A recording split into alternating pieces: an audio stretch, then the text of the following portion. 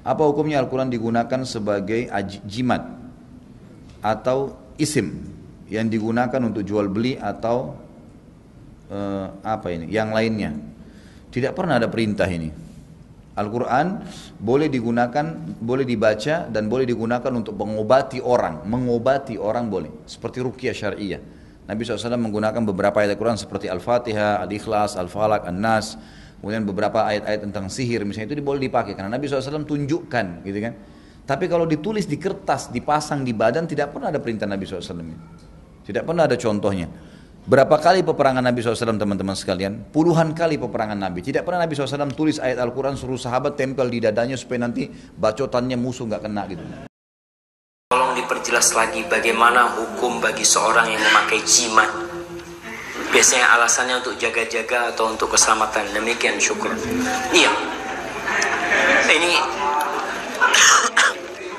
perlu ditegaskan memang ya. Karena jimat ini termasuk sesuatu yang banyak di kampung kita. Pakai jimat itu ada dua. Yang pertama, kalau pakai jimat itu tidak meyakini jimatnya ini yang memberikan manfaat, maka itu masuk syirik kecil. Karena dia menjadikan sesuatu yang bukan sebab-sebab. Apakah Allah menjadikan jimat itu sebab? Tapi kalau dia percaya sama itu jimat, meyakini jimat ini bisa memberikan manfaat dan mudarat, itu jadi syirik besar yang bisa mengeluarkan dia dari Islam. Maka hati-hati. Dua-duanya nggak boleh dalam Islam. Jadi sebelum kalian membid'ahkan dan mensyirikkan kami, bid'ahkan dan syirikkan dulu Ibnu Qayyim al-Jauziyah beserta gurunya Ibnu Taimiyah. Karena kedua ulama ini adalah ulama panutan kalian.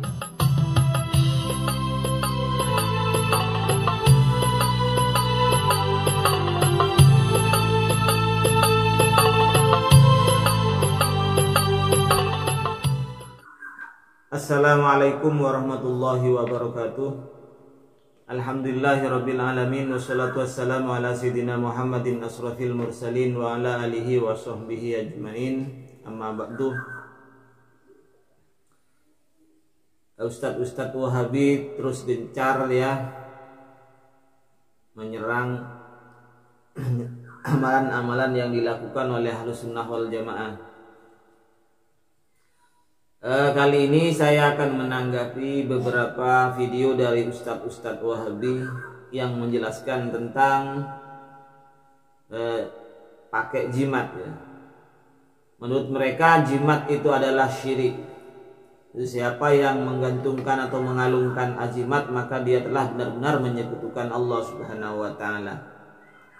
Sebenarnya mereka itu bid'ah atau syirik ini menurut saya yang dilancarkan oleh mereka itu sebenarnya yang tidak cocok dengan pekerjaan mereka, yang tidak cocok dengan pemahaman mereka. Mereka katakan bid'ah dan syirik.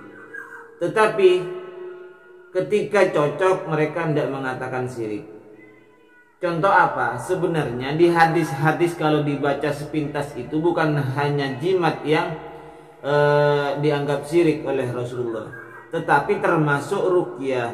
Ruqyah ini yang sering dilakukan oleh orang-orang Wahabiyah, itu sebenarnya juga ada hadisnya yang mengatakan itu syirik.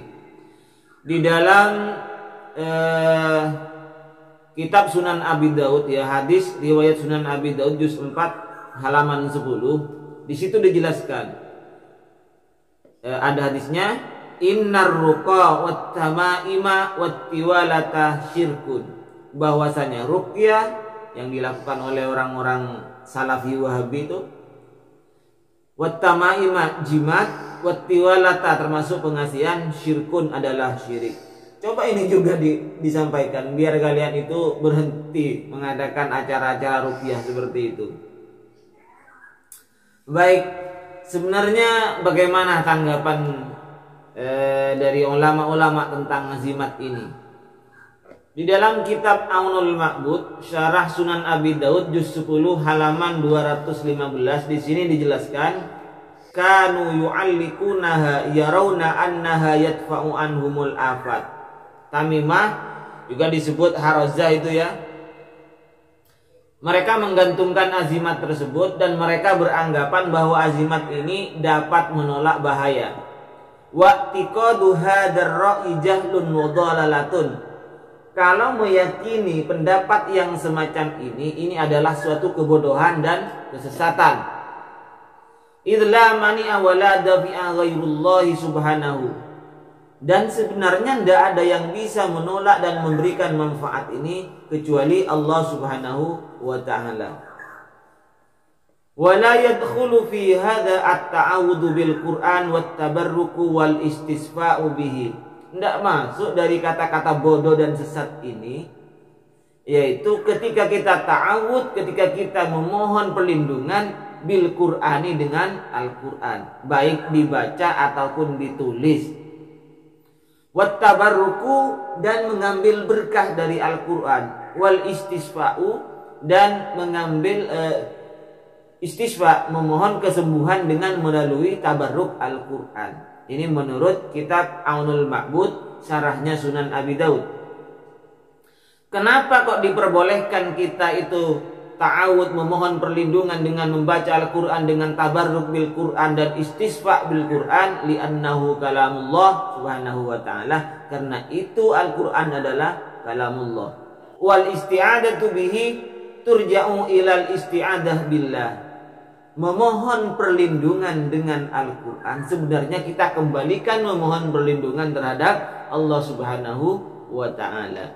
Idh huwa sifatun min sifatillah, karena itu adalah sifat-sifat dari sifatnya Allah subhanahu wa ta'ala. Ini dalam kitab Aunul Ma'bud juz 10 halaman 215. Nah, sekarang saya akan menyampaikan pendapat dari imam antum sendiri, dari ulama antum sendiri. Ibnu Qayyim al-Jauziyah, murid dari Ibnu Taimiyah, dalam kitabnya Zadul Ma'ad juz ketiga halaman 357. Ibnu Qayyim ini dalam Kitabur Ri'af, kitab mimisannya, beliau menceritakan tentang gurunya, yaitu Syekh Ibnu Taimiyah, panutan kalian ya. Kana Syekhul Islami Ibnu Taimiyah rahimahullah yaktubu ala jabhatihi wa qila ya ardub la'i ma'aki wa ya sama'u aqli'i wa ghidal ma'u wa qudiyal am. Menurut Ibnu Qayyim al-Jauziyah, Ibnu Taimiyah ini rahimahullah menulis di dainya. Apa yang ditulis? Yaitu ayat Al-Quran ditulis di dainya. Wakila ya ardub la'i ma'aki wa ya sama'u aqli'i wa ghidal ma'u wa qudiyal amru. Ini yang ditulis oleh Ibnu Taimiyah. Jadi Ibnu Taimiyah ini ketika mimisan menulis ayat Al-Quran ditulis di dainya. Apa Al-Quran yang ditulis di dainya? Wakila ya ardub la'i ma'aki wa ya sama'u aqli'i wa ghidal ma'u wa qudiyal am. Bahkan Ibnu Qayyim, wa sami'tuhu yaqul, saya mendengar guru saya Ibnu Taimiyah berkata, katabtuha li ghairi wahidin fabari'a. Saya telah menulis ayat tersebut bukan hanya pada satu orang, li ghairi wahidin, bukan hanya pada satu orang. Semua yang saya kasih azimat ini fabari'ah, maka sembuh, kata Ibnu Taimiyah. Jadi kalau kalian ini beranggapan bahwa memakai jimat, bertabarruk dengan ayat-ayat Al-Quran ditulis itu adalah syirik, berarti Ibnu Taimiyah dan Ibnu Qayyim juga syirik. Kalau memang bid'ah, berarti mereka berdua adalah bid'ah. Jadi sebelum kalian membid'ahkan dan mensyirikkan kami, bid'ahkan dan syirikkan dulu Ibnu Qayyim al-Jauziyah beserta gurunya Ibnu Taimiyah, karena kedua ulama ini adalah ulama panutan kalian. Baik, demikian jawaban singkat dari kami, mudah-mudahan bermanfaat. Assalamualaikum warahmatullahi wabarakatuh.